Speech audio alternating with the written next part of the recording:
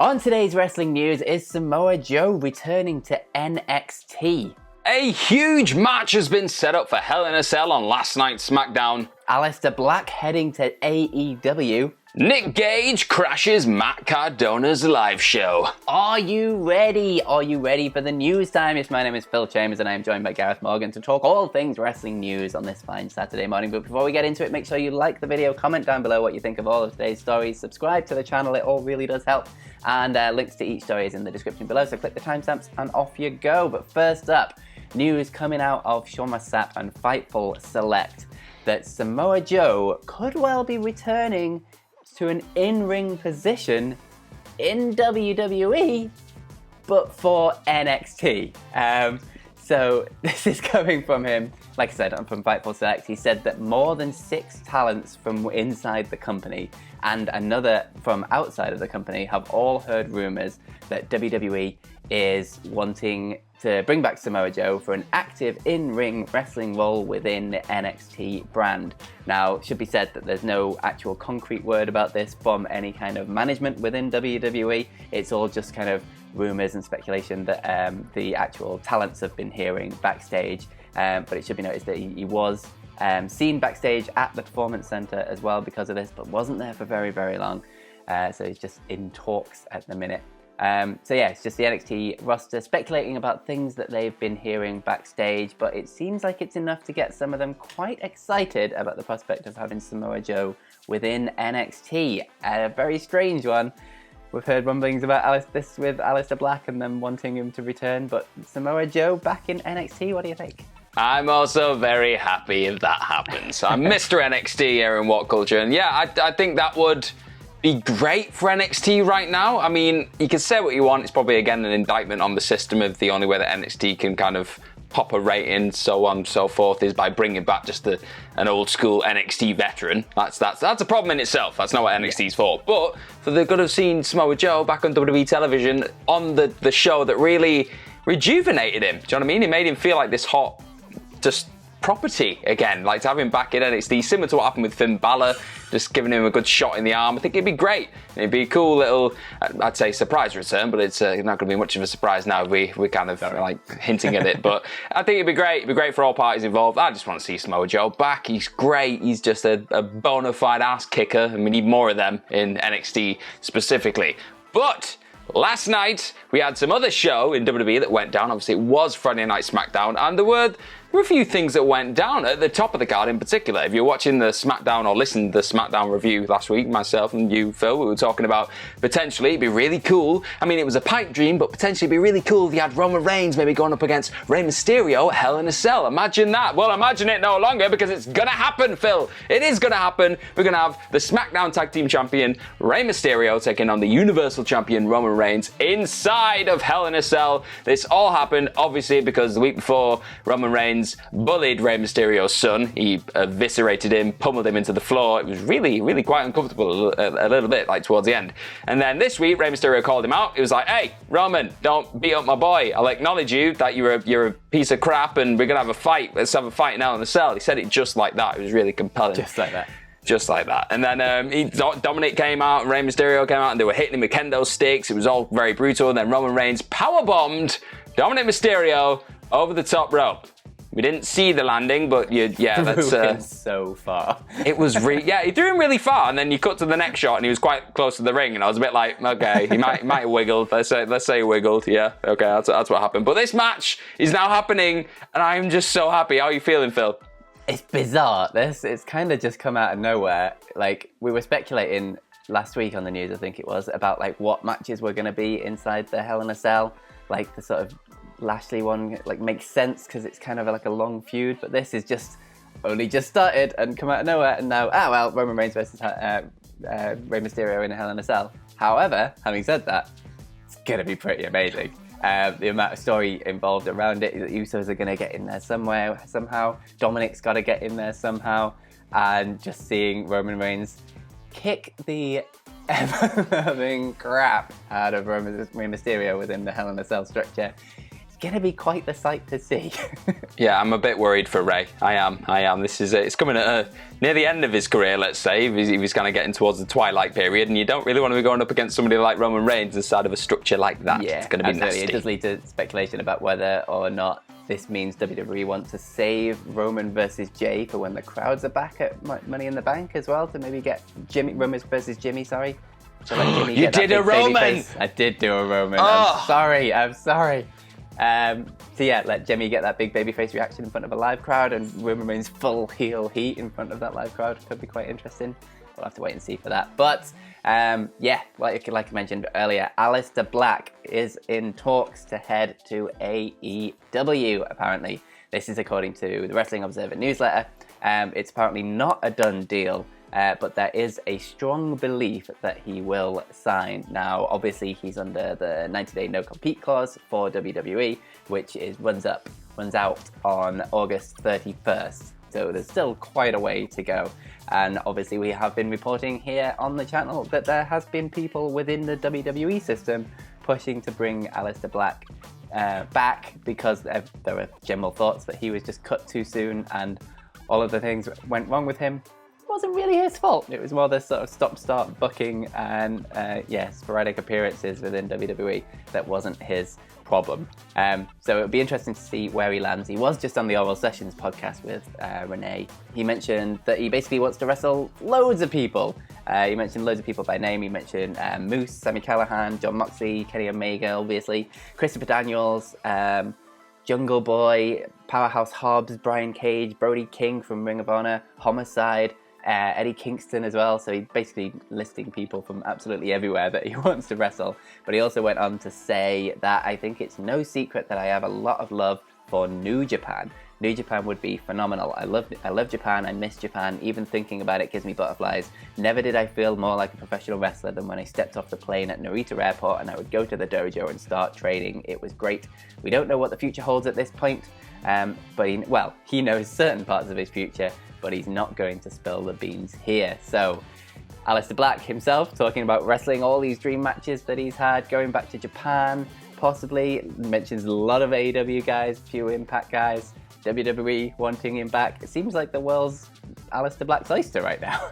It really is, and he's either got his heart completely set on going to New Japan, AEW, and just having that next chapter of his career, or he's the most masterful worker on this planet, and he's just sending us all down a rabbit hole, and he's just going to pop up on SmackDown and kick Big E in the face again.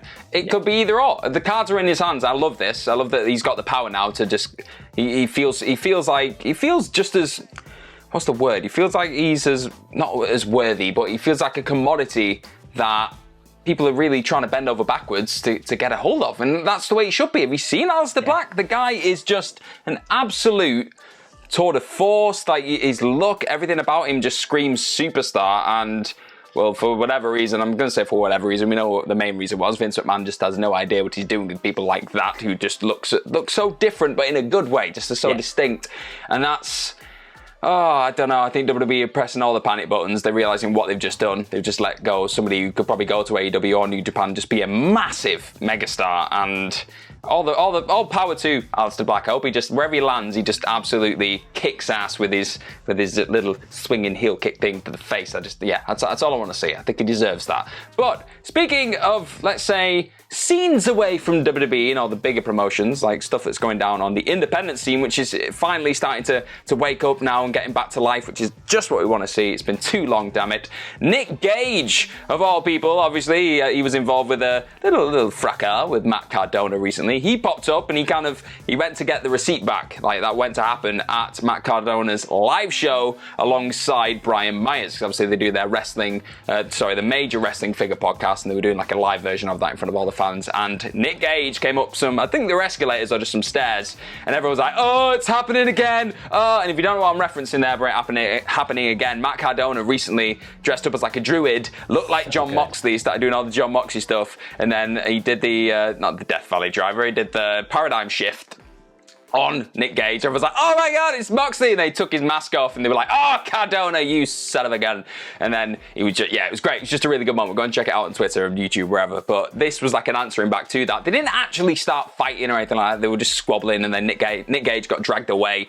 But it's now been set up that they are officially, they're going to have a GCW World title match. It is going to be Gage Cardona. That's going to be going down. It's going to be going down on Saturday, July 24th at the GCW Homecoming Night 1 event, and that's going to be at the Showboat in Atlantic City. So it's a big old thing that's going to be going down. But this was really good again. It was just, it just made you feel like kayfabe is not actually dead. It was lovely. It was a bit of a throwback. It was beautiful. If you haven't seen the original thing of Matt Cardona showing up in GCW, it is genuinely absolutely brilliant. 100% go and watch it after this video right now, because it's just the crowd reaction to it and Matt Cardona's reaction to it, just basically telling all the crowd to F off and giving them the middle finger, playing up full heel, and that kind of epitome of sports entertainment kind of wrestler in just the like dungeon of independent scene, like rabid fans. It's absolutely fantastic. Loved it. And I'm genuinely really looking forward to this match. Like independent wrestling, like that crowd and that energy and that excitement's back, and it's just it's great to see. I love it. But yeah, let's end it on a couple of Twitter questions. Why not? Because we've been sent a picture of a dog, so it'd be rude not to. So the first one comes from Mark Solid, and he says, "Morning legends, happy Saturday. Apollo says hi. Thoughts on WWE redoing a fatal four-way at WrestleMania with Brock, Lashley, Keith Lee, and ? To make up for Mania 2000. I'd throw in Walter for more beef or Styles Ricochet for flippy dips." I like the idea of ? I think that would be my personal person to go in there. I think you already nailed it. To make up for WrestleMania 2000, so you've got a vendetta now that's lasting 21 years, and this will make up for it. I don't know. I think these multi-man matches, as we're probably going to see at TakeOver this weekend, they have the potential to be brilliant and just chaos. The storytelling potential isn't great at the best of times because it just feel like throwing all the big stars in there and just hoping something sticks. In the past, we had there was the big Fatal 4-Way, I think it was a Fatal 4-Way at SummerSlam, and it was just a meat fest, and you had Lesnar, Strowman, Roman, and Samoa Joe, I want to say, and that was just the best kind of car crash, though. It was just hellacious. If it was in that similar vein, you had somebody like Keith Lee in there, and then Ricochet just getting battered by everyone, just getting thrown around all over the place. That'd be great, but I don't know. Sometimes they don't work on the grandest stage, these big multi-man matches, as history has taught us. Yeah, I would say the triple threat the other day at WrestleMania Backlash, that was just really good fun. Big meaty men, and like chucking just a Brock Lesnar into that exact same mix with just, swapping Keith Lee for Braun Strowman for obvious reasons, would be absolutely brilliant. But if you don't put Drew Galloway, McIntyre in that match at this point, you're doing something wrong, probably. Yeah, definitely right there. Next question comes up. Also, there's nothing wrong with WrestleMania 2000. It got Mick Foley in the main event, so stop bragging on WrestleMania 2000. We've obviously got a Le Champion fan over here. Next question comes from Marcus Dunstface, basketball coach, who says, "So after all of that discourse about the AEW women's division last year, and with Shayna Baszler now feuding with a doll, Io Shirai just going back to NXT, etc. Does AEW now have the best women's division in wrestling?" No. I mean, it's a very good division. At this point now, it started to really make up for just having a bit of a limp start. That was just unanimously, I think everyone could say that confidently. It just didn't click for a while, especially the early beginnings of the pandemic era. It just wasn't. There was just something missing. And I think now with Britt Baker at the front of it, and just a couple of more of the women just starting to rise and just feel like real special stars, it's feeling like it should be. But when you look at the NXT women, I mean, the main roster women's division, you can just have at it right now, because even SmackDown hasn't, it's not covering itself in glory at the present moment. But on NXT, yeah, come on.